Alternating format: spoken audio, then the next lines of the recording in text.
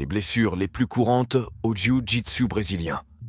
Nous allons explorer les blessures les plus fréquentes lors des séances de jiu-jitsu brésilien. 5 zones corporelles sont particulièrement à risque: le bas du dos, le cou, les genoux, les épaules et les oreilles.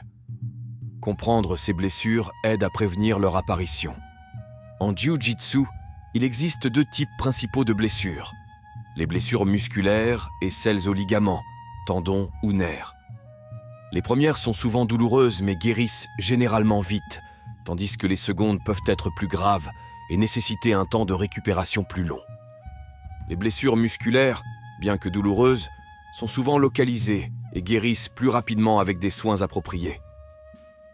Les blessures aux ligaments ou nerfs peuvent se produire soudainement et, sans traitement approprié, peuvent s'aggraver, nécessitant parfois une intervention chirurgicale. Le bas du dos est souvent blessé en raison des mouvements intenses et des positions de combat. Une mauvaise posture ou un adversaire plus grand peut facilement causer des déchirures musculaires ou des déplacements de disques, entraînant des douleurs chroniques. Les blessures au cou sont fréquentes à cause des écrasements ou prises.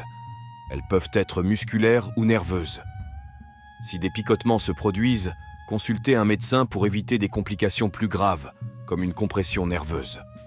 Les genoux souffrent souvent de blessures musculaires ou de ligaments dus à des mouvements brusques ou des chutes. Une attention particulière devrait être accordée aux signes de déchirures ligamentaires, qui peuvent nécessiter un long processus de rééducation. Les épaules sont vulnérables, surtout si les coudes ne sont pas bien protégés. Les mouvements agressifs peuvent causer des blessures aux muscles et ligaments stabilisateurs, entraînant raideur et douleur, voire des déchirures. L'oreille en chou-fleur est une blessure commune chez les pratiquants de jiu-jitsu. Elle résulte de multiples traumatismes au cartilage de l'oreille, provoquant une accumulation de sang. Pour éviter cela, le drainage régulier et le port de protection sont recommandés. Les blessures en jiu-jitsu surviennent souvent à cause d'un ego mal contrôlé. Des entraînements intenses peuvent mener à des dommages, car les combattants essaient de surpasser leurs capacités, ce qui peut entraîner des déchirures et d'autres blessures. Il est crucial de maîtriser son ego pour reconnaître ses limites. Se concentrer sur l'apprentissage de la technique plutôt que de vaincre l'adversaire peut réduire considérablement le risque de blessure pendant les sessions d'entraînement. Les combattants doivent savoir quand ralentir et accepter qu'il est parfois nécessaire de céder face à un adversaire.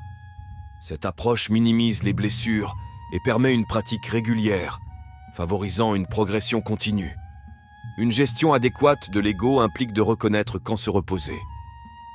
En cas de blessure, privilégiez l'observation et l'apprentissage passif pour éviter d'aggraver votre état et permettre une guérison complète avant de retourner sur le tatami. S'adapter à son état physique après une blessure est crucial. Évitez les positions qui sollicitent les zones affectées et assurez-vous de vous entraîner avec des partenaires de même taille ou plus petits qui comprennent vos limitations actuelles.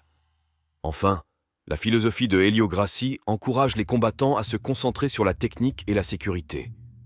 En respectant cette approche, vous minimisez les risques de blessures et maximisez vos chances de progresser dans votre pratique du jiu-jitsu brésilien.